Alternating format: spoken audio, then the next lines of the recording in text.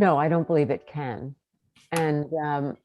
I can tell you why, building on what we've already been discussing. Let's go back to my simple but happy Russian dolls. So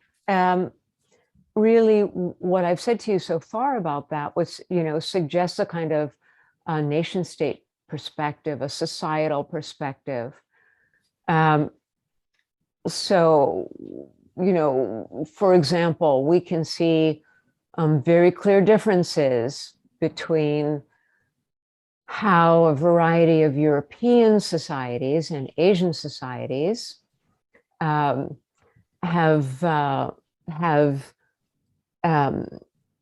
imposed social principles, values, charters of rights, and so forth on capitalism within those societies, how that has translated into the economics of those societies. In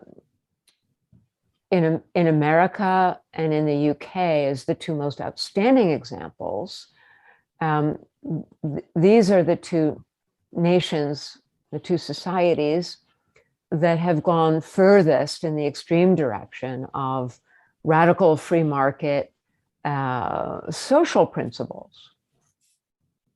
to complement a radical free market version of capitalism. And therefore, our economics have been applied, emulating those values with things at the operational level that people call, profit maximization, shareholder value maximization, all of those kinds of operational applications of the larger set of market privileging economic mechanisms. So now we talk about global capitalism. Well, the question is, what is the institutional order that has the authority and the power to be a countervailing force for global capitalism? Right now, we do not have a global institutional order capable of exercising that imposition of values and principles, of rights and laws and institutions on global capitalism in order to tether it to global economic growth in a way that produces equality and inclusive prosperity and sustainable growth, and diminishes surveillance capitalism in favor of forms of data capitalism that actually begin to reunite supply and demand and contribute to what people in societies are actually begging for and yearning for, which is not dystopia. So until such time as we have that global social order, which can bring global capitalism into its home and create those nesting operations that hold global capitalism accountable to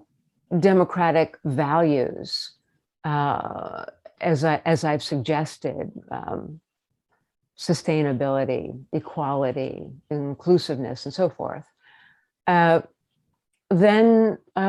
global capitalism, is likely to continue to careen on the path that it has been on, which is having complete freedom to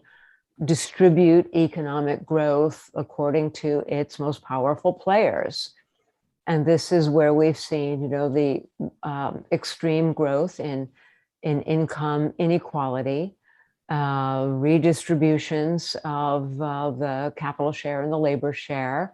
Admittedly, this has been helpful for many people on Earth, but it's been helpful for many people on Earth at the expense of other people on Earth in a zero-sum game among the people on Earth who work for a living in our factories and in our offices and so forth, and where the capital share has grown exponentially. And most of the pain that we're suffering today in our democracies, the anger, the polarization, the divisiveness, the hate, the violence, the distrust, the breakdown of our institutions, ultimately rolls back to these sources. So for the sake of democracy, for the sake of humanity,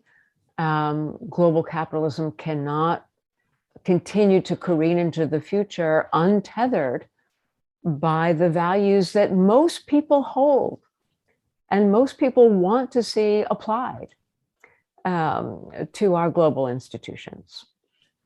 We have work to do, whether it's on the technological frontier, surveillance capitalism,